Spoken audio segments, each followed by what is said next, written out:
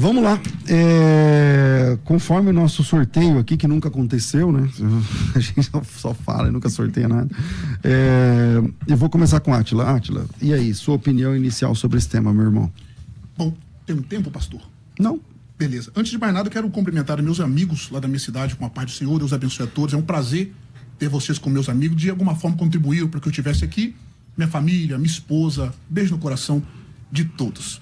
Pessoal, antes de eu abordar o capítulo 6 de Apocalipse, que é o tema do nosso debate de hoje, abordar sobre quem é aquele cavaleiro, eu vou expor aqui a minha opinião. Eu discordo da opinião do reverendo, que ele ainda vai dá-la, que o cavaleiro do capítulo 6 seja Cristo ou algo referente ao Evangelho.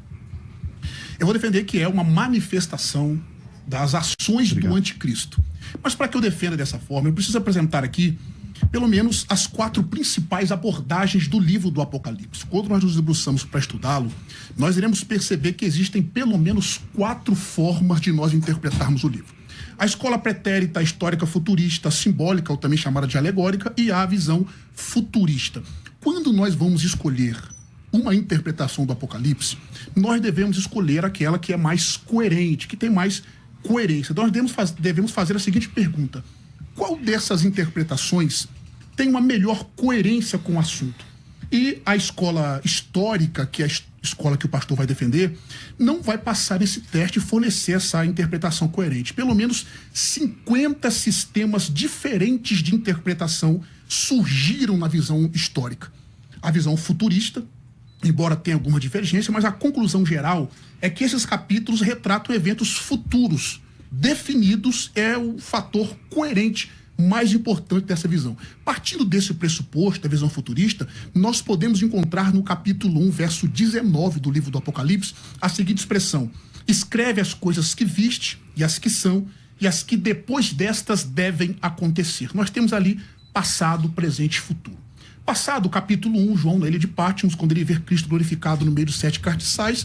Presente, capítulos 2 e 3, são as cartas às 7 igrejas. E do capítulo 4 ao capítulo 22, nós temos os eventos futuros que Jesus disse para João, as coisas que depois destas devem acontecer. Nesse pressuposto, nós temos no capítulo 4 a manifestação daquele que está sentado no trono. No capítulo 5 tem um livro selado, escrito por dentro, selado com 7 selos, que ninguém é digno de abrir. Aí um dos 24 anciãos, que é apresentado no capítulo 4, vai dizer para João: João, não chore, porque eis aí o leão da tribo de Judá, a raiz de Davi, que venceu, observe o aoristo aqui, venceu para abrir o livro e desatar os seus 7 selos. Aí nós chegamos ao capítulo 6, que João vai ter uma visão. No capítulo 6, ele vê Cristo, o Cordeiro, abrindo o primeiro selo. Aliás, todos os 6 selos, ele vai ver Cristo abrindo. E quando Cristo abre o primeiro selo, ele ouve um dos 4 seres viventes dando uma ordem para esse cavaleiro vir. A ordem ali é erku. A expressão ali no grego é erku, que é o imperativo.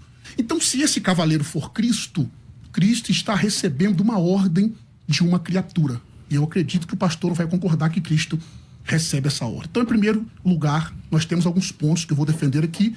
Primeiro, Cristo está abrindo o selo. Esse cavaleiro, que é o paralelo do capítulo 19, que eu acredito que o irmão vai fazer, é diferente do cavaleiro do capítulo 19. E, aliás, no Apocalipse nós temos alguns contrastes. Nós temos, por exemplo, a grande prostituta contrastando com a Nova Jerusalém. Nós temos a tríade satânica, que não é trindade satânica, é uma tríade satânica, porque trindade e tríade são 2 coisas totalmente diferentes, contrastando com a trindade santa, e etc. E aqui no capítulo 6 há um contraste com o cavaleiro no capítulo 19. Eu introduzo assim. Ok. Reverendo Samuel, quem a Bíblia descreve ali como sendo o cavaleiro do cavalo branco de Apocalipse capítulo 6? Então, entre a pergunta que se faz, né, Cristo ou anticristo, eu entendo que não é o anticristo. Essa é a primeira coisa a ser respondida.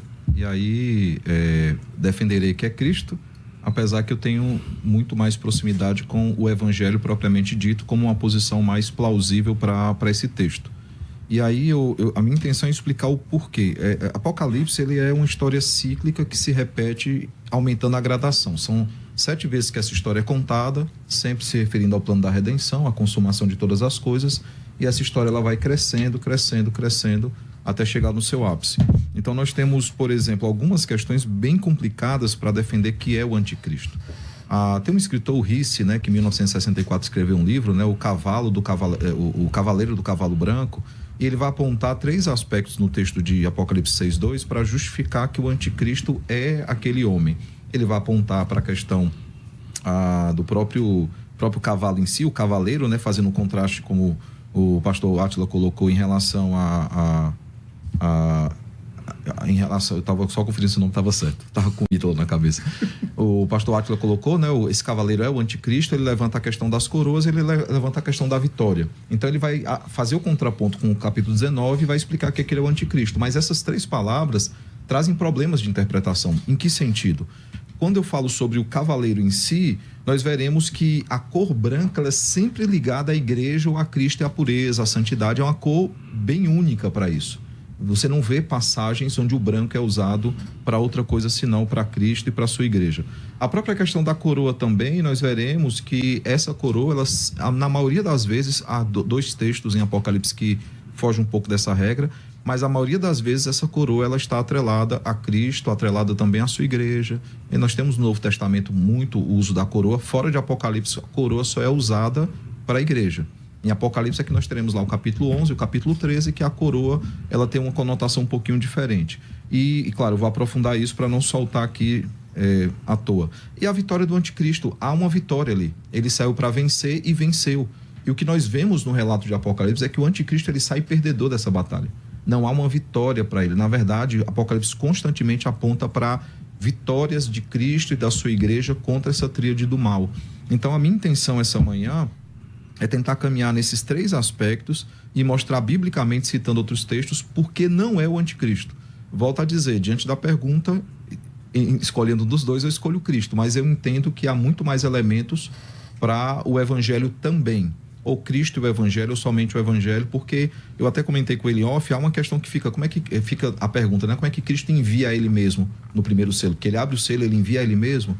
Então há essa pergunta que por isso eu entendo que possa apontar para o evangelho.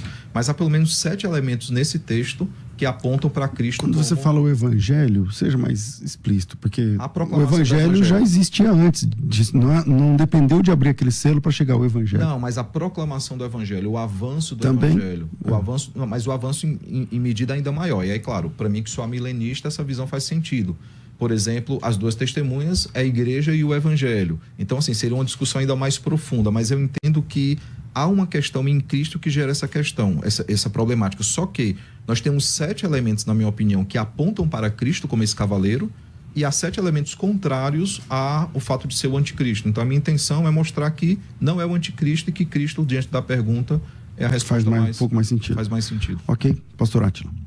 Bom, eu vou começar de trás para frente com algumas afirmações que ele fez. Vamos lá. Primeiro, ele disse que ele é amilenista. Então, ele vai interpretar de forma espiritualista o texto. Ele vai usar mais que um método alegórico. Só que aí, nesse método, nós já temos 2 pesos e 2 medidas no verso que o irmão vai interpretar. Porque ele literaliza que é Cristo que abre o selo. Mas ele espiritualiza depois que é o evangelho. Já tem um probleminha aqui. Em segundo lugar, eu já apresentei o capítulo 6, verso 1, falando que Cristo abre os selos e que esse cavaleiro recebe uma ordem. Aí nós partimos para o verso de número 2. Na parte A, o termo começa no grego kai erdon, que é ivi, que é um característico que vai marcar uma transição suave para uma nova sessão. Na parte B, ele disse sobre a questão de sempre apresentar aí as coisas boas. Na parte B, nós temos a expressão ali, ó, o que estava sentado, na Almeida Revista Corrigida. Na Almeida do século XXI traduz como cavaleiro, mas a expressão é rocatemenos. Isso aqui é um paralelo direto, reverendo Samuel Ribeiro, com a descrição de Deus assentado no trono.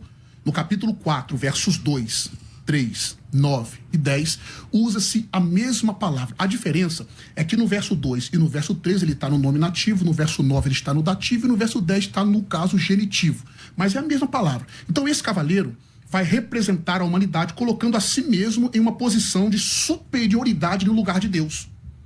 Outro ponto interessante é que o uso do advérbio temporal hot vai iniciar cada selo de modo que se torna um marcador secundário, conduzindo a cada um deles. Nós temos ele no verso 1, verso 3, verso 5, verso 7, verso 9, verso 12, ou seja, os 6 primeiros selos. É a mesma pessoa que vai abrir. Em seguida, nós temos a expressão caedo telto Stefanos. A expressão aí, foi dada a ele uma coroa. Aí só usou, por exemplo, a questão das coroas, que representa ali Cristo. Em primeiro lugar, essa voz passiva ali, o termo edot, é uma voz passiva. Nós chamamos de passiva divina, ou seja, Deus é o sujeito. Aqui esse verbo ele é usado 18 vezes no livro do Apocalipse. Capítulo 6, verso 11, 7, verso 2, 8, verso 2 e 3, 9, verso 1, 3 e 5, capítulo 11, versos 1 e 2, 12, 14, 13, 5 e 7, 14, 15, 16, 18, etc. Nessa seção, esse edot, ele é denotando o poder soberano de Deus sobre cada criação, inclusive sobre as forças do mal. A maioria dos estudiosos desse texto diz que isso aqui representa Deus punindo as pessoas durante a grande tribulação. E o interessante, a expressão ali que foi dada a ele, o que foi dado? Uma coroa, que é Estéfanos. Quando nós fazemos o paralelo com o capítulo 19 e o capítulo 6, a expressão traduzido lá, nós temos problemas grandes, porque lá nós temos diademas, muitas diademas. E esse cavaleiro aqui recebe uma coroa. E essa coroa aqui, a ênfase é dada em sua autoridade, não contra sua vitória, conforme confirmado pela última parte do versículo. Embora essa coroa Estéfanos não indica a realeza. Em contrapartida, diadema vai indicar a sua realeza. Nós mostramos aqui, então, que essa coroa Estéfanos, lendo aqui no texto, não indica que a realeza de Cristo, mas a vitória. Um outro ponto, para eu já lhe devolver a palavra, é a expressão que o Senhor diz para vencer. No verso 5 do capítulo 5, diz que Cristo já venceu, o auristo. A expressão no capítulo 6 é kai exceletem nikon kai rinanikese, que aí saiu vencendo e para vencer. Essa expressão é uma expressão idiomática que vai utilizar um particípio circunstancial e uma oração gramatical de finalidade. Ou seja, para destacar que a atividade suprema e o propósito desse personagem são a conquista militar. E nós temos passagens centrais do livro do Apocalipse, por exemplo, capítulos 12, do 12 em diante, e o capítulo mais fantástico sobre esse verbo é que mostra a besta vencendo os santos, no capítulo 13, verso 7. Então, mostrando aqui que ele vai vencer. Esse é um particípio circunstancial. E essa oração aqui é de finalidade. Então, indica a conquista militar. Não vai apontar de forma nenhuma para a expansão do evangelho, como é a proposta que o irmão vai começar a defender. Ok, reverendo Samuel. A questão do vencer eu vou deixar por último. A questão do uso da palavra branca ainda permanece no ar. Ela só é usada para a igreja do Senhor, para Cristo e para a igreja. Você não tem a cor branca sendo usada para nenhuma outra pessoa, senão para nenhum outro público, senão Cristo e a sua igreja. Mas olhando para a questão da coroa, por exemplo, de fato, alguns estudiosos entendem a questão do particípio, né, do passivo, como o poder do mal, como a permissão do Senhor para que esse poder ele prevaleça. Apocalipse 13, por exemplo, fala sobre isso, que Deus deu autoridade para que Satanás manifestasse a besta, alguns sinais. Ok. Mas o problema é que a palavra coroa, em Apocalipse, ela é usada quase que, pegando esse texto, claro, como coroa na perspectiva que a gente vê. Essa coroa ela só é usada para Cristo e a sua igreja. Por exemplo, nós temos Apocalipse 2:10, Apocalipse 3:11, que a citação direta são os remidos. É claro que eles são os remidos. Você vai pegar as cartas, você vai entender que essa coroa é dada àqueles que venceram. Isso é óbvio. Por exemplo, você pega o 4:4-10. As coroas são usadas pelos anciãos ali, figuras divinas. Você tem, por exemplo, a mulher que deu à luz a um filho lá em Apocalipse 12, verso 1, que é claramente ali uma menção a algo que pertence ao povo de Deus. Você tem o filho do homem também, ali em Apocalipse 14:14, que também é uma figura divina. A única exceção que você vai ter ao uso dessa palavra, o Estéfanos, usado no grego lá, para uma outra coisa, é quando ele se refere aos gafanhotos ali no capítulo 9, verso 7, sobre a coroa de ouro lá. Só que ali claramente não é algo literal. É uma representação. Não tem como a gente imaginar um gafanhoto de fato daquela forma. É uma representação. Inclusive, você usou essa palavra, que os selos, eles representam. E aí, só abrir um parêntese, o amilenista, ele crê em aspectos literais do texto, quando dá para ser literal. Quando não dá, e aí Agostinho é que inaugura essa discussão, né? Ele vai entender que aquilo que não dá para ser interpretado de forma literal pode se interpretar de uma outra forma, mas comumente o amilenista vai olhar para o texto buscando a literalidade daquele texto. Apocalipse é que é um texto difícil de você achar muitas literalidades. Mas lembrando, é uma história que se repete. Por exemplo, você fala, e eu não vou entrar na questão da vitória agora, mas para encerrar essa minha parte do argumento, você entra na questão de que o anticristo ele vence lá na frente. Mas se você chega lá na questão do milênio, e eu não vou discutir o milênio aqui, claro, você vai ver que, dado uma palavra de ordem, Cristo desbarata os exércitos do anticristo. de Satanás. Então não tem uma batalha, ele não tem uma perspectiva de vencer, mesmo militarmente, ele não vai chegar a uma vitória. Então ainda, e eu vou abordar isso na terceira parte, mas ainda é esse aspecto. O branco é usado somente para a igreja e para Cristo, e segundo, a coroa ela é usada na maioria das vezes, com exceção do texto dos gafanhotos. Eu não vou falar da outra palavra que é usada, estou falando de Stefanos especificamente. Ela é usada normalmente para Cristo, para figuras divinas ou para a igreja do Senhor, para os remidos. É uma expressão que se repete bastante, sempre atrelado a isso. E é como uma palavra que normalmente João vai usar bastante, isso chama a nossa atenção. Por que é que ele gosta tanto dessa palavra? Em que aspecto ele usa essa palavra? Qual é a motivação por trás dele usar essa palavra? Essa pergunta sempre vai ser feita. Você tem, por exemplo, só abrir um parênteses, tem a palavra cidade santa, que Mateus usa poucas vezes, mas João usa outras vezes também. Por que é que João ele usa essa palavra? Então, quando tem uma palavra que faz parte do vocabulário de um autor, nos chama a atenção. E o único momento que ele usa essa palavra fora da conotação de coroa é na questão dos gafanhotos, que ali é claramente uma representação, tá, os selos também são uma representação, mas ali é algo literalmente alegórico, fazendo aqui um trocadilho com as palavras. Não tem muito o que discutir ali. O gafanhoto ninguém vai defender que é gafanhoto de verdade. Ali não tem como, mas os outros sempre estão ligados à igreja ou a figuras divinas. Ok, pastor Átila. Bom, então, eu já vou deixar entrar pela brecha que ele deu no próprio texto. Ele já disse que todas as vezes que aparece, ele já apresentou uma exceção. É o que eu disse na minha primeira fala. Apocalipse tem muito contraste. A questão da cor branca, eu não falei no meu primeiro argumento por causa do tempo, mas a cor branca, por exemplo. Quando nós olhamos para o contexto, é que nós vamos interpretar. Por exemplo, você disse que Mateus usa uma expressão, João usa, mas é o contexto. A teologia bíblica ela vai trabalhar com o contexto daquela expressão, daquela palavra, daquele texto, sobre aquele autor. Qual a intenção daquele autor? Quando nós chegamos no Apocalipse, nós vamos entender por que esse branco aqui... primeiro que a ênfase é dada mais sobre aquele que está sentado, certo? Eu já coloquei aqui que tentando assumir o lugar de Deus, no sentido da humanidade. Tá. Essa cor branca do capítulo 6 contrasta com a do capítulo 19, como eu apresentei aqui os contrastes. Só que essa cor branca é uma falsa paz. Se nós pegarmos no capítulo 5, verso 3, de 1 Tessalonicenses, o texto diz: quando pensares que a paz e segurança, então lhe sobrevirá repentina destruição.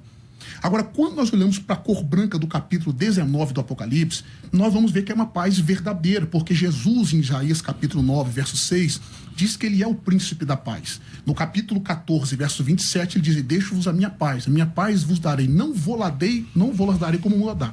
Segundo lugar, quando o capítulo 6 do Apocalipse apresenta esse cavaleiro, ele aparece com um arco, e daqui a pouco eu vou tratar um pouco mais sobre esse arco. Porém, o do capítulo 19, ele tem um cetro de ferro, que simboliza autoridade e poder para reinar. No capítulo 19, verso 15. Olha o contraste. No capítulo 6 também, ele recebe uma coroa simples, esse cavaleiro. E, aliás, pastor reverendo Samuel, esse cavaleiro do capítulo 6 é anônimo. Ele não tem nenhum nome. O do capítulo 19, ele possui várias diademas, 19, verso 12. O do capítulo 6 saiu vencendo e para vencer. Eu já coloquei ali o particípio, expliquei esse particípio, expliquei a oração de finalidade, etc.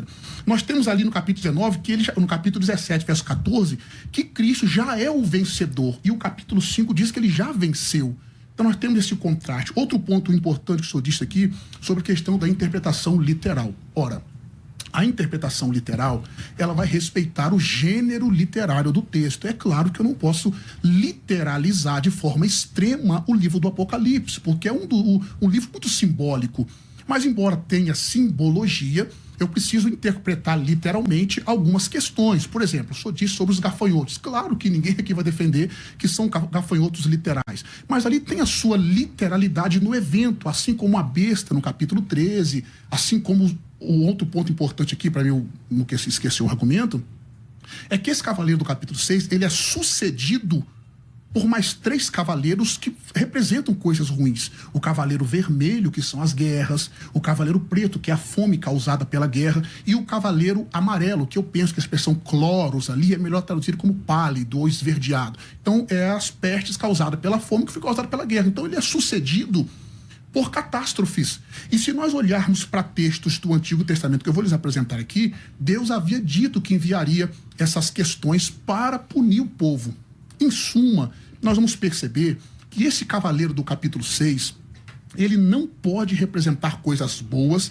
Em primeiro lugar, porque ele está sendo sucedido por coisas ruins, que é os 3 cavaleiros, e tem ligação. Quando nós pegamos o capítulo 6, verso 8, o texto diz, foi-lhes dada, passiva divina, foi-lhes dado, mostrando que Deus está no controle, mas as catástrofes que acontecem através desses 4 cavaleiros, de forma nenhuma pode suceder, pode representar coisas boas. Em suma, fazendo esse contraste, nós percebemos que esse branco do capítulo 6, ele não tem condições de representar coisas boas pela sua sucessão. Em suma, para me devolver a palavra e não monopolizar o tempo, o capítulo 6 é o início da tribulação.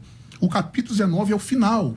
Não tem como ser a mesma coisa ou o mesmo cavaleiro, que é anônimo. E Cristo, no capítulo 19, é o verbo de Deus, Senhor dos senhores, Rei dos reis. Então nós percebemos que esse cavaleiro não é Cristo e também não pode ser o Evangelho. Ok. Reverendo Samuel, a gente vai, com a sua resposta, fechar esse bloco. Tá bom.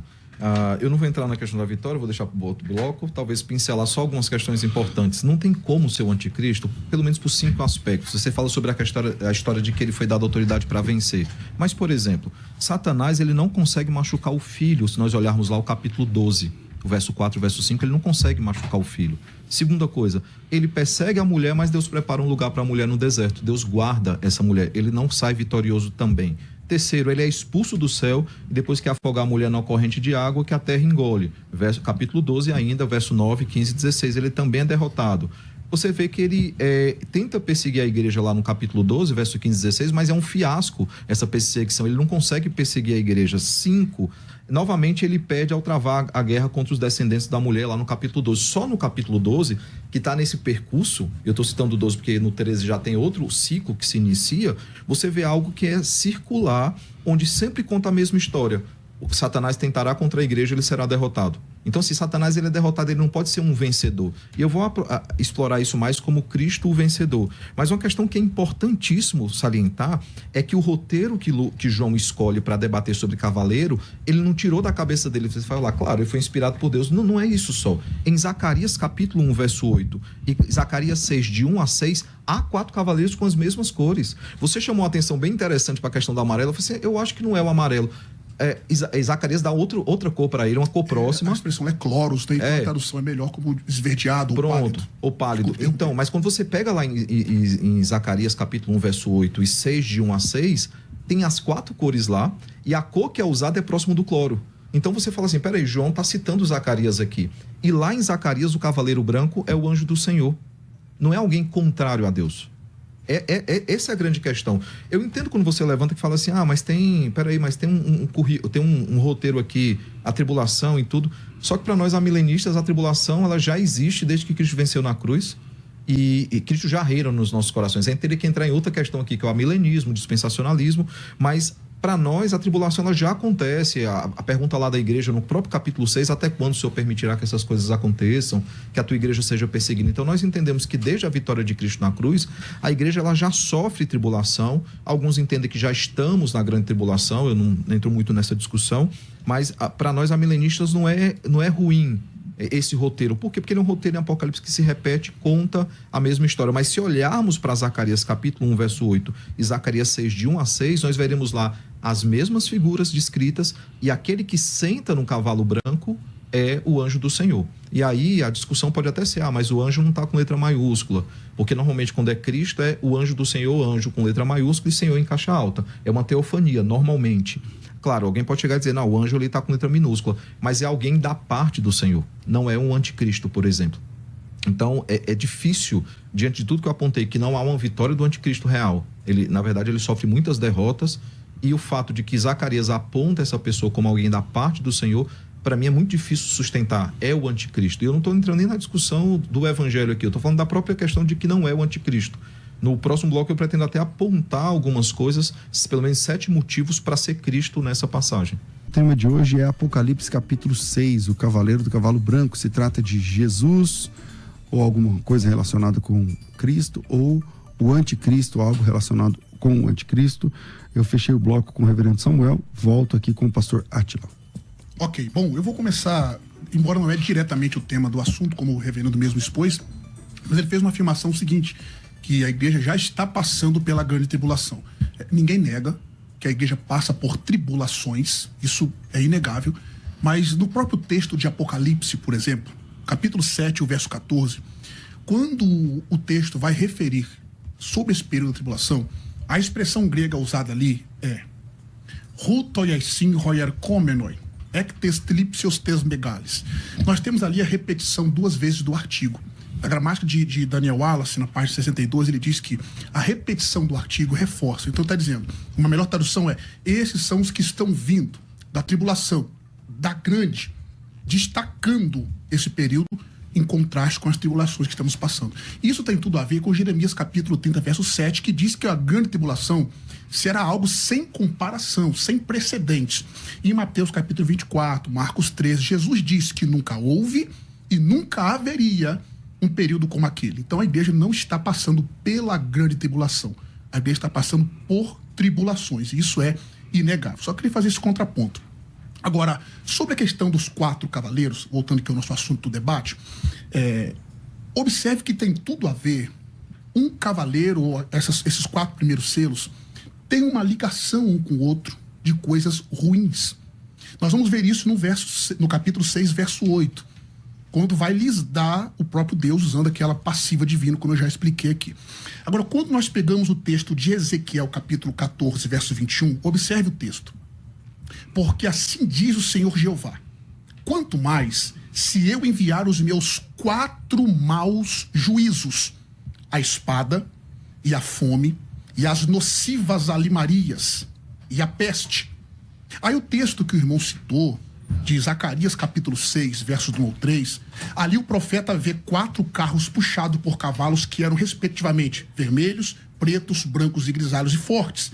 Aqui um dos cavalos é branco, beleza?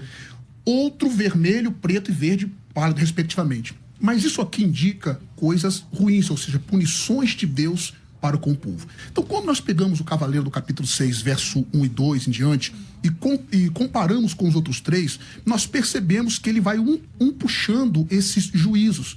E nós olhamos no texto com tamanha facilidade e apresentamos ali que isso não pode representar coisas boas. Eu já contrastei o capítulo 6 com 19, mostrando que há esses contrastes dentro do próprio livro do Apocalipse, ok? Então, essa questão do cavaleiro representar por causa da cor branca, nós devemos interpretar dentro do seu contexto. É impossível que Cristo receba a ordem, como o senhor também não vai concordar, a expressão no verso 1, erku, é uma ordem, um imperativo ali. É impossível que Cristo venha de forma anônima, porque esse cavaleiro não tem nome, ele é anônimo, comparado com o capítulo 19, outro sim. Aqui é o início da grande tribulação. 19 é o final. Cristo está abrindo os selos. E eu vou apresentar aqui, vou voltar a fala para o senhor, e vou apresentar aqui as minhas razões. O senhor disse que vai apresentar 7, eu só preciso de 3, para apresentar que não seja ali o Cristo que o senhor está defendendo. Eu retorno a fala para o senhor. Reverendo. Só algumas questões. Eu não entrei no mérito da grande tribulação, eu até falei assim, alguns dizem que estamos na grande tribulação, eu não entro nessa discussão porque ela é discutível, independente da posição, alguns vão achar que sim, outros que não, enfim, mas eu não discordo do senhor que é um período que nunca existiu na história, e aí as minhas dificuldades com alguns que falam já estamos na grande tribulação, eu tenho algumas dificuldades, não muitas, mas tenho algumas. Outra coisa, o João, quando ele quer alertar, e nós temos, claro, é óbvio que há uma falsificação, anticristo, a besta, eles falsificam a trindade, por exemplo, eles falsificam várias coisas, mas João deixa claro quando essa falsificação acontece. Por exemplo, ali em Apocalipse 13, é que ele sofre uma ferida mortal na cabeça. É óbvio que ele é uma paródia sobre o sacrifício de Cristo. Mas João deixa claro que ele é uma paródia. Então, todas as vezes que há uma representação parodiosa de alguém da trindade, ou de uma obra da trindade, João ele deixa isso muito claro no texto. Outra coisa também é: quem é melhor para proteger a noiva do que o próprio noivo? Quem é a melhor pessoa para proteger a igreja do que Cristo, que é o cabeça da igreja? Então, assim, não é estranho ele ser aquele que vence, que venceu e vai vencer. Aquele que sai para defender a sua noiva, como um bom noivo faz por sua noiva. Só falando dessas questões. A outra questão dos motivos, então, e eu já queria listá-los, até porque nós já caminhamos para o fim, né? Mas, por exemplo, o primeiro ponto é o contexto, ele favorece a interpretação de que Cristo ele é esse homem. Isso é o Hendrickson que apresenta essas 7 razões, tá? Por exemplo, não chore, veja o leão da tribo de Judá, a raiz de Davi, ele venceu. Aí você vai falar, mas o verbo aqui ele está caminhando, é um verbo que está numa ação continuada. Ok, Mas lembrem que, pelo menos para a nossa visão amilenista, é uma história que está sendo contada 7 vezes e ela vai aumentando a gradação dela. Então, um Cristo que já venceu na cruz não impede de ser usada essa expressão para ele. Segundo, no Apocalipse, mais uma vez, né, o simbolismo da cor branca se refere ao que é santo e o que é puro. A coroa aponta para Cristo, que tem coroa de ouro, 14:14, e o verbo vencer, com 2 exceções, que é 11:7 e o 13:7, com essas 2 exceções, sempre indica Cristo e os seus seguidores. O verbo vencer, ele é usado, na grande maioria das vezes, para Cristo e a sua igreja. Ele não é usado para anunciar essas 2 exceções, que é uma vitória aparente. Terceiro, o paralelo de Cristo montado ali no cavalo branco, no 19:11, é muito claro. Ele não tem um nome aparentemente, mas depois esse nome é revelado. Então, não impede que seja dada essa interpretação como é feito por quem crê que é Cristo. 4, todo o Apocalipse, João desenvolve o conceito de que Cristo é aquele que venceu, que vence e que vencerá. É até uma ideia muito próxima do eu sou, né? O eu sou é o verbo ser no passado, no presente e no futuro. Ele sempre é. Mas ele foi, ele é e ele será. Então, a ideia do verbo vencer também pode apontar para isso. Nos evangelhos, 5º, Jesus ensina que Cristo e a espada seguem um ao outro, que é Mateus 10:34. Fato simbolizado no cavaleiro do cavalo vermelho, que recebe uma espada, que é Apocalipse 6:4. Ou seja, alguém que está a serviço de Cristo, mesmo sendo algo negativo. Não nos esqueçamos, irmãos, que faz parte da vingança do Senhor vingar a sua igreja. E ter cavaleiros com aspectos negativos não impede isso. Deus, ele derrama a sua ira e a sua justiça sobre a terra. 6. Tem um salmo messiânico, que é o Salmo 45, que ele descreve Cristo cavalgando vitorioso com flechas de pontas afiadas que perfuram os corações dos seus inimigos. Então, a ideia do arco apontaria para isso. 7, a passagem paralela ali de Zacarias, que eu já citei, né, sugere que esse cavaleiro é o anjo do Senhor. Então, perceba que há muitas evidências apontando para a possibilidade de ser Cristo. E essa interpretação acaba sendo harmônica com aquilo que o texto diz. É um cavalo branco, tem o seu cavaleiro com arco, esse cavaleiro tem uma coroa e ele saiu vencendo e para vencer. Então, esses elementos, eles apontam para Cristo. E aí você vai ver lá Apocalipse 19:15, que nós lemos que da boca de Cristo, que está montado num cavalo branco, sai uma espada afiada, justamente para fazer essa justiça de Deus. E aí você pode pegar essa questão da palavra, eu não vou entrar na questão do evangelho aqui, mas você tem o capítulo 1, capítulo 2, o capítulo 19, você tem Efésios 6:17, vai tratar sobre isso, o próprio Hebreus. E não se esqueçam, as palavras ali usadas para os cavalos, para a explicação dos cavalos, são as mesmas palavras usadas em Mateus 24. Quando ele diz que o evangelho, né, o anúncio de Cristo, lembrando que o evangelho é Cristo e é crucificado, que o avanço desse evangelho, ele traria uma situação sobre a terra. E aí nós temos lá guerra, fome, peste. As palavras usadas para os cavalos apontam também nesse sentido, mostrando que é uma obra do Senhor. Aí você vai dizer, mas se for o anticristo é permitido pelo Senhor. Nisso nós não discordamos. Sendo o anticristo, tem que haver uma permissão do Senhor. Mas há muito mais elementos, na minha opinião, que apontam para Cristo como esse cavaleiro. Ok, pastor Átila. Beleza, vamos lá, vamos começar aqui mais uma vez de trás para frente. Ele citou o texto de Mateus 24, é exatamente isso, eu concordo plenamente com o senhor. Se nós pegarmos o Mateus capítulo 24 e compararmos com o Apocalipse capítulo 6, é exatamente assim que eu concordo. Observe que primeiro Jesus fala dos falsos cristos que virão, no verso 5. E o primeiro selo fala sobre o quê? Exatamente sobre o anticristo, que é um falso Cristo. Quando fala do segundo selo, fala das guerras e tal. Mateus capítulo 24, verso 6, também fala das guerras. Quando ele fala do terceiro selo, que vai vir da fome, Mateus também fala no capítulo 24 sobre as guerras, pestes e fomes e etc. O quarto selo, ele vai falar também das pestes, Mateus capítulo 24 fala. Então esse texto, reverendo pastor Samuel, advoga exatamente contra o senhor. Sobre a cronologia do Apocalipse, então observe que Mateus 24 faz o paralelo com os falsos cristos. Apocalipse 6, o falso Cristo é apresentado, ou o anticristo, as suas ações, pelo menos. E é seguido pelos outros 3 cavaleiros, que são coisas ruins. Então o pastor, eu falo isso com respeito, obviamente, ele criou ali então um evangelho que é vencedor, mas depois do evangelho vem as coisas ruins. Então parece que esse evangelho perde o evangelho que ele apresentou aqui. E esse Cristo que ele supostamente apresentou aqui também é sucedido por coisas ruins. Então parece que esse Cristo não venceu o que ele apresentou. Em terceiro lugar, só fez a afirmação do auristo no capítulo 5, verso 5, que é um tempo contínuo. Não, o tempo contínuo é o do capítulo 6. Vencendo e para vencer. Um particípio ali no tempo presente. Vencendo. Ali que indica uma ação contínua. No capítulo 5, verso 5, ele já venceu. Está resolvido. Já venceu. Sobre a cronologia do Apocalipse, que o senhor fez ali, eu vou tentar aqui, uma vez mais com respeito ao meu amigo, meu primo Ribeiro, né? Eu vou tentar costurar aqui agora, pastor César, a coxa de retalhos que ele fez. O capítulo 1, 2 e 3 do Apocalipse, sobre a cronologia do livro. Os capítulos 1, 2 e 3 representam o desenvolvimento da igreja. Aí nós temos do capítulo 4 ao capítulo 11, vai abranger todos os acontecimentos da grande tribulação. E depois, do capítulos 12 ao 19, João vai colocar ali os personagens desse drama.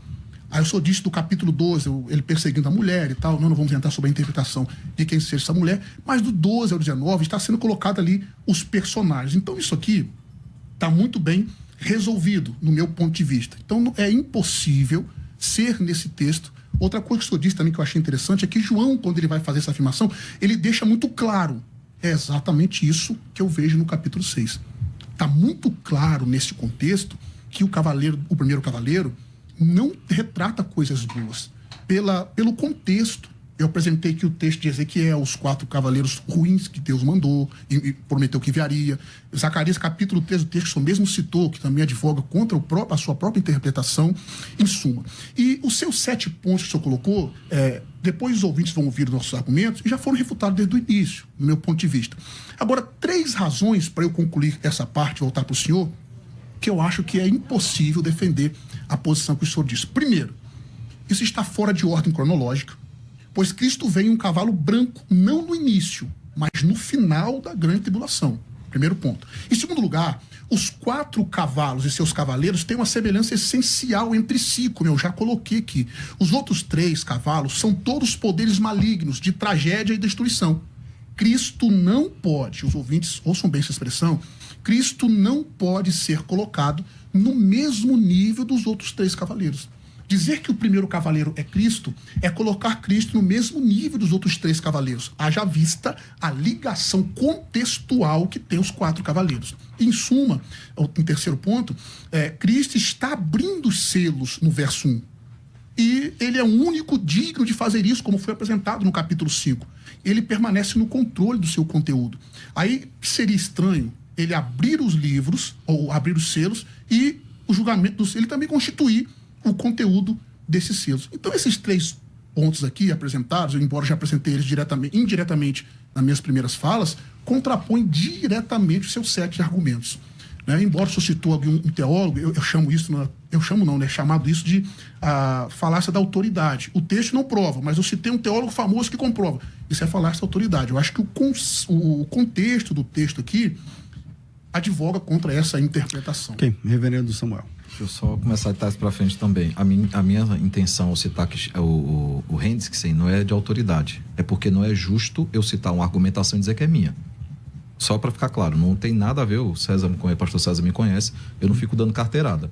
É porque o Hendrickson tem que ser citado porque ele escreveu. Eu vou dizer que é meu pensamento? Não tem como.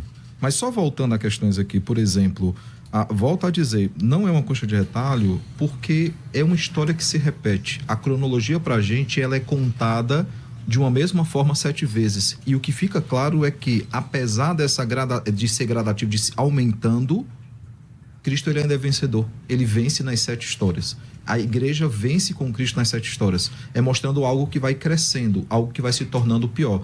É a mesma história sendo contada 7 vezes. Isso acontece em vários momentos na Bíblia. Você tem reis e crônicas que contam a mesma história. Uma tem uma perspectiva política, outra tem uma perspectiva espiritual. É a mesma história. Então, não é incomum um judeu contar a história dessa forma.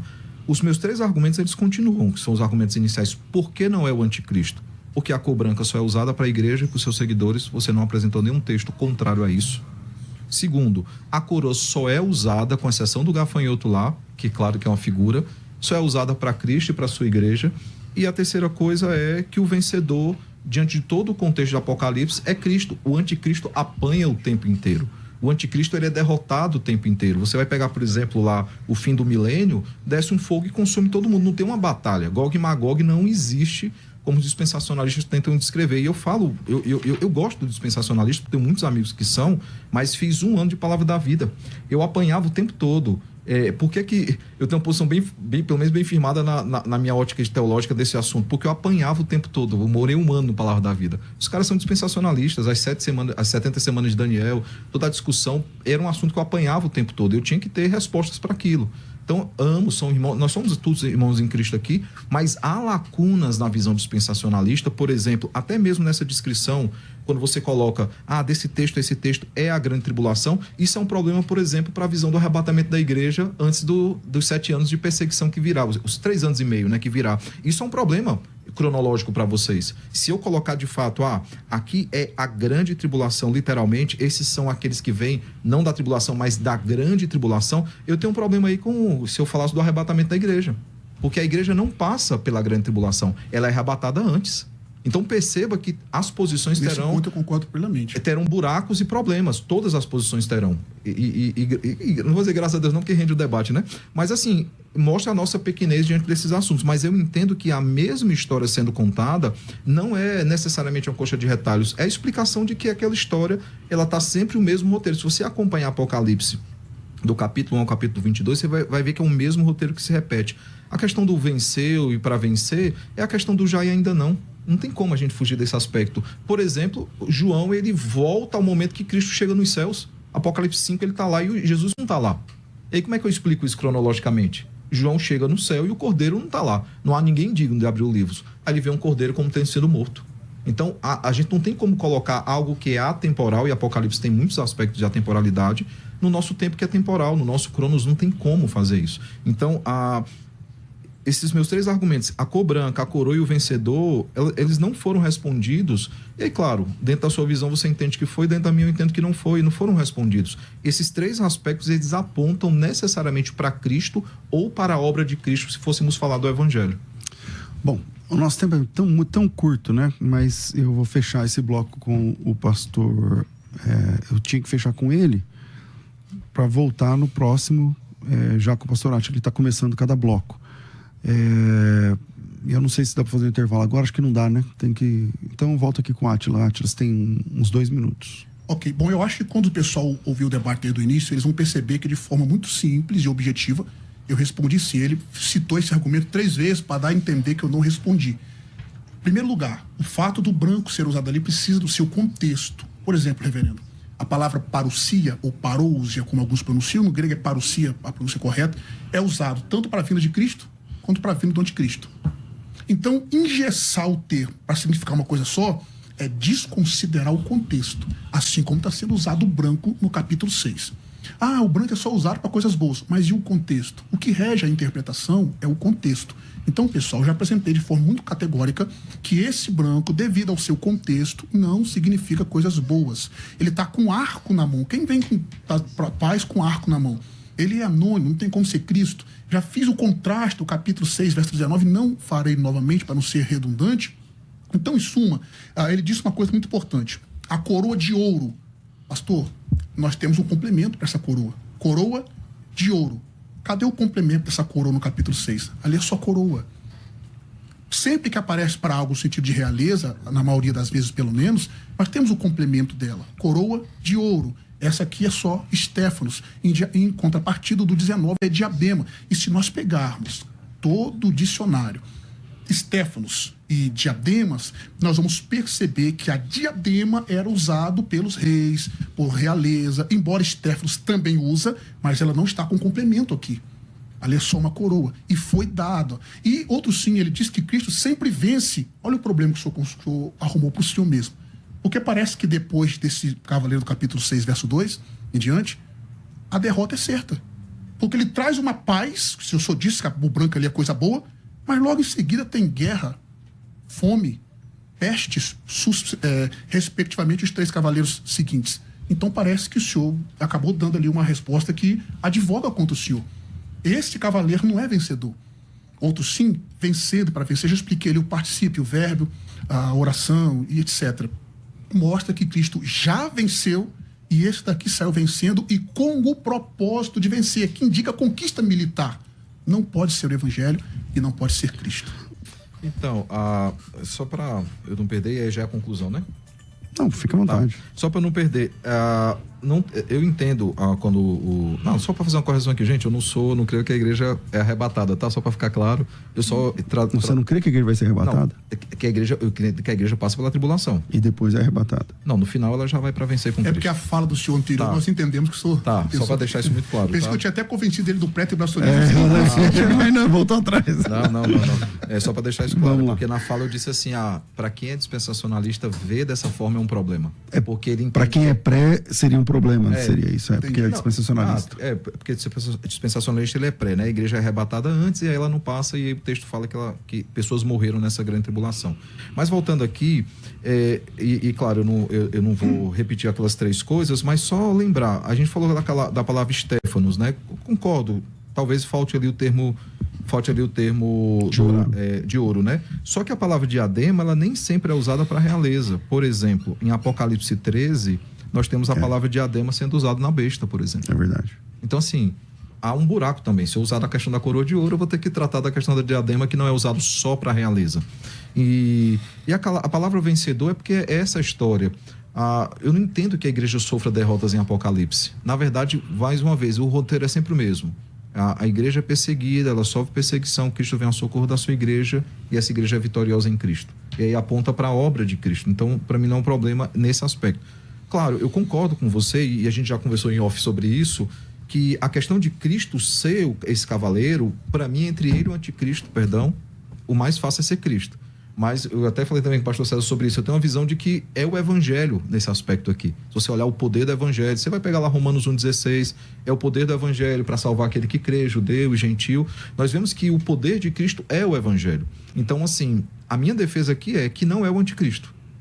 E diante daquilo que eu coloquei, a questão dos 3 elementos que nós temos no texto, a questão daqueles 5 argumentos que eu apresentei naquele momento, tratando sobre a questão do que acontece em Apocalipse, o anticristo perde o tempo todo.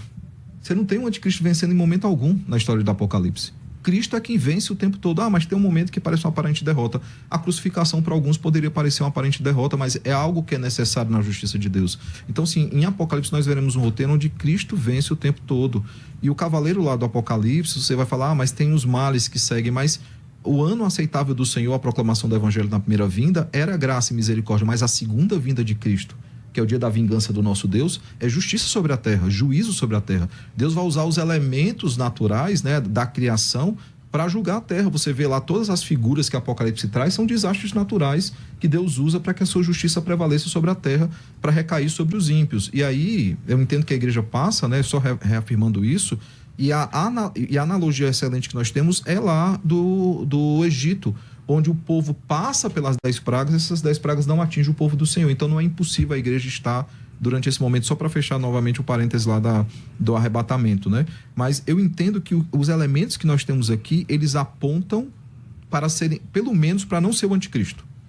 E aí a gente pode outro dia voltar aqui para debater, é o evangelho ou não é o evangelho? A gente pode voltar para debater outro dia, mas há elementos para mim suficientes para que não seja o anticristo, e a cronologia de Apocalipse é uma mesma história que se repete. Então você vai dizer assim, um roteiro começa no 1 e termina no 22. Não, há uma mesma história que vai sendo contada e vai sendo repetida até que tem no final o seu ápice. Ok. Posso? Em primeiro lugar, eu também concordo com o senhor. Eu não penso que a igreja vai perder durante a grande tribulação. Por que eu penso isso? Porque ela não vai estar aqui, com convicção. Quando o senhor disse que a igreja não vai ser vencida na grande tribulação, perfeito, concordo. Eu até achei que ele tinha virado pré-tribulacionista, podia dar um glória a Deus aqui. Só para descontrair, pessoal. Outro sim, nós vamos perceber exatamente isso que o senhor afirmou aí, pastor. O anticristo não vence durante a grande tribulação. É exatamente o que o texto está apresentando. Saiu vencendo e para vencer, com o propósito de vencer. Por exemplo, vou brincar com o senhor novamente. O senhor veio aqui com o propósito de vencer o debate. Nada, não. Mas não venceu. Brincadeira. Então, o propósito ali é exatamente isso. Ele não está dizendo que o anticristo é vencedor. Está dizendo que ele saiu com o propósito de vencer. Esse sentido. Então, nesse ponto, nós concordamos. O anticristo não é vencedor de forma nenhuma. Em contrapartida, o cavaleiro, aliás, do capítulo 5, verso 5, que diz que Cristo venceu para abrir o livro. Capítulo 17, verso 14 de Apocalipse, diz que ele é o grande vencedor. Então, colocar esse cavaleiro do capítulo 6 como sendo Cristo ou algo referente a Cristo desconsiderar esse contexto, né? Em suma, o senhor diz, por exemplo, sobre as figuras usadas em Apocalipse, a questão da diadema, por exemplo. Exatamente, na besta está usada a palavra diadema. Só que nós temos dois personagens que, na sua concepção, são paralelos. Cristo é o do capítulo 6 e Cristo é o do 19. Só que ali as duas palavras são diferentes. Mais uma vez eu recorro ao contexto. Se esse cavaleiro do capítulo 6 fosse Cristo, o mesmo do 19, usaria-se a mesma palavra diadema. Então, eu não tenho problema nenhum em usar a palavra diadema em vários contextos, porque isso vai reger o contexto, é que vai reger a interpretação. Lá no caso da besta, é a besta mesmo, não tem o que discutir. Mas nesses dois personagens em pauta aqui do nosso debate, há esse contraste. Cavaleiro do capítulo 6 com Estéfanos, sem um complemento. E o cavaleiro do capítulo 19 com diademas, e várias diademas. Aí eu já fiz o contraste, não vou fazer para ser redundante, mas tem vários contrastes ali. Né? Tá sozinho, do capítulo 6 não tem nome, do 19 tem vários, enfim. Então, o argumento de que eu não respondi por causa da cor branca, eu respondi, porque por causa do seu contexto. Em suma, eu acho que aqui não tem mais argumento para contrapor. Os 3 pontos que eu disse ali, Cristo está abrindo o selo, o cavaleiro do capítulo 6 está recebendo uma ordem de um animal, um dos 4 animais, que é uma criatura, não pode ser Cristo, porque Cristo não pode receber ordem, ele é criador. Né? E outro sim, o anticristo é derrotado mesmo, ele não é vencido. Eu vou falar para o senhor. Reverendo, a pergunta volta para o senhor. O senhor fala sempre dos 7, como se fossem ciclos, né? Eu conheço a visão milenista de que a mesma história é contada, mas cada vez com um pouco mais intensa até chegar no ápice, né? Isso poderia explicar, por exemplo, que no capítulo 6 tem menos detalhes do que no capítulo 19, tudo mais. Mas tem uma questão que ele levantou aqui, que não foi falado, e ele não percebeu que também, talvez, o senhor não falou, que é Jesus, ele é quem tira o selo. E depois, dentro do selo, ele também é o instrumento. Pode isso, Arnaldo? Como é que... Então, nós conversamos sobre isso em off, né? Eu falei assim, cara, eu vou te dar já um caminho. Eu falei para ele e também vou te dar outro. A gente conversou bastante em off. Essa é uma dificuldade de quem defende que é Cristo, mas isso não valida que é o anticristo. Essa é a questão. É um problema de fato. Aquele que abre o selo é o mesmo que é usado como instrumento, por isso que a igreja primitiva, durante muito tempo, entendeu que era o evangelho. Eu só citar um autor... Acho que é o Jerônimo, né? Jerônimo parece que fala que é o evangelho. O Vitorino também, no século III, e aqui não é de autoridade, é só para fazer a citação. Vitorino de Petal. Ele vai dizer o seguinte, o cavalo branco é a proclamação da palavra enviada ao mundo com o Espírito Santo. Isso porque o Senhor disse, esse evangelho será pregado no mundo inteiro como um testemunho aos gentios, então virá o fim. Então, assim, se nós olharmos a ideia de que instrumento de justiça passa pelo evangelho, essa era a visão da igreja primitiva. E como eu falei para ele, cara, eu vou defender que é Cristo, porque a pergunta é, Cristo ou anticristo? Eu entendo que não é um anticristo, então a posição mais próxima que eu posso defender é que é Cristo. Mas muitos hoje, na igreja presbiteriana, eles coadunam entendendo que ali é o evangelho. Aí você vai falar, mas o evangelho fala de Cristo e este crucificado. Sim, é um instrumento nas mãos dele. Então não seria estranho Cristo abrir o selo e enviar o evangelho como instrumento. E aí nós entendemos também, por exemplo, que as 2 testemunhas do Apocalipse são a igreja e o evangelho. Então não seria contraditório termos o evangelho sendo citado pelo menos nesses 2 momentos como instrumento da justiça de Deus. Eu concordo com o senhor e eu falei isso para ele. É difícil alguém abrir o selo e ser o mesmo que executa, ser usado como instrumento para executar aquele selo. Mas isso não afirma, não valida que é o anticristo. Tá. Bom, vamos, Eric, vamos de considerações finais para a gente concluir esse debate de alto nível como hoje. Aliás, ficou aqui o gostinho de outros encontros de vocês, hein, sobre algumas questões tratadas aqui na escatologia. Vai. Considerações finais. Debates com o pastor César Cavalcante. Bom, eu comecei esse debate com o pastor Átila, conforme o nosso sorteio, e vou terminar com ele. Suas considerações finais, meu irmão. Maravilha. Bom, em primeiro lugar, eu estou à disposição. Ficou aqui alguns pontos, argumentos que não estavam no tema do debate. Eu gostei demais do diálogo, foi muito bom. Estou à disposição, se quiser tratar esses temas, eu disse sobre dispensacionalismo, ser um problema, arrebatamento pré-tribulacional, enfim, se o senhor quiser discutir sobre esses pontos, estamos à disposição. Em segundo lugar, pessoal, ficou bem meu agradecimento ao pastor, tá? Ao pastor César, pelo convite, enfim, a todos os irmãos. Ficou muito claro na minha apresentação aqui, na minha interlocução, que esse cavaleiro não pode ser Cristo. Trabalhamos o contexto e procurei não ser tão técnico, mas trabalhei de forma exegética o capítulo, apresentamos os pontos ali, mostramos a cronologia do livro do Apocalipse, que vai corroborar para que não seja. E eu achei interessante que o reverendo ele começou com bastante convicção sobre o ponto que ele defender. E já terminou dizendo, não, pode ser, pode não ser, já deu aquela recuada nesse sentido. Ele começou com bastante veemência, até me surpreendeu, mas já disse, eu não consigo defender esse ponto.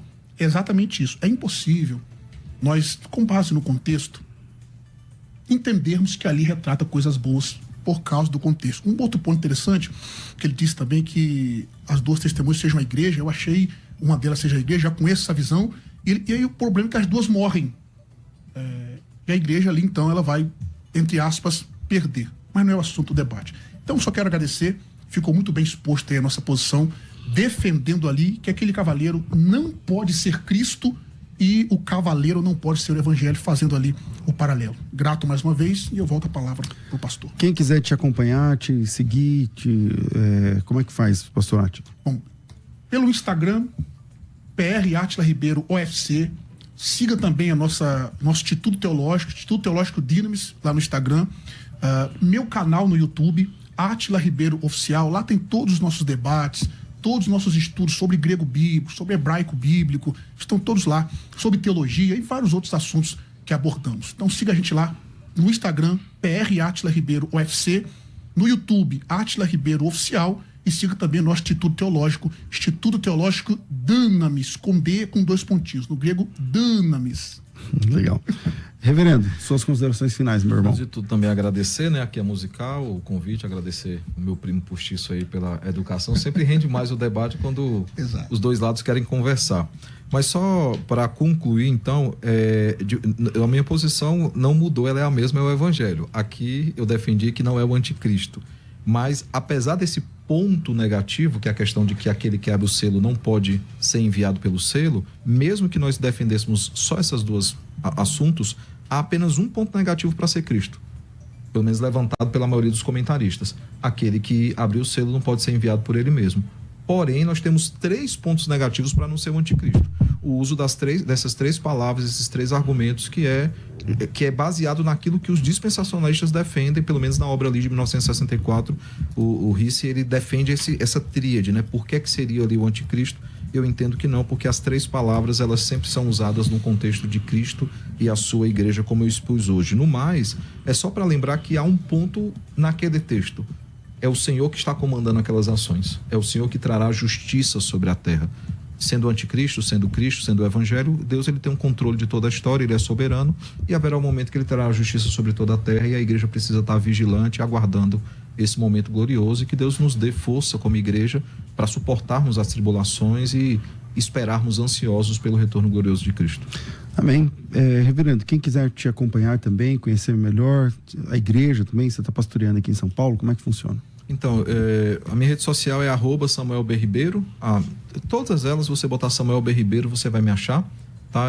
Eu entrei no começo das redes sociais, consegui segurar esse nome bem. Então, todos eles vão estar dessa forma. Eu sou pastor na Igreja Presbiteriana da Aliança, fica pertinho aqui, na Arthur de Azevedo, 1007, aqui no bairro de Pinheiros. Estou lá desde janeiro de 2023, aqui eu coloco a referência cronológica, porque pode ser que a pessoa assista daqui 10 anos, né? Verdade. Então, desde janeiro de 2023, tenho pastoreado a Igreja da Aliança, um trabalho lá de revitalização, outros pastores passaram por essa igreja. É uma igreja quase centenária, mas que sofreu bastante com várias questões, e hoje a gente está nesse trabalho de revitalização. Os pastores que me antecederam também deram a sua contribuição, e permitindo o Senhor, ficarei ali muito tempo ainda. Se Deus quiser.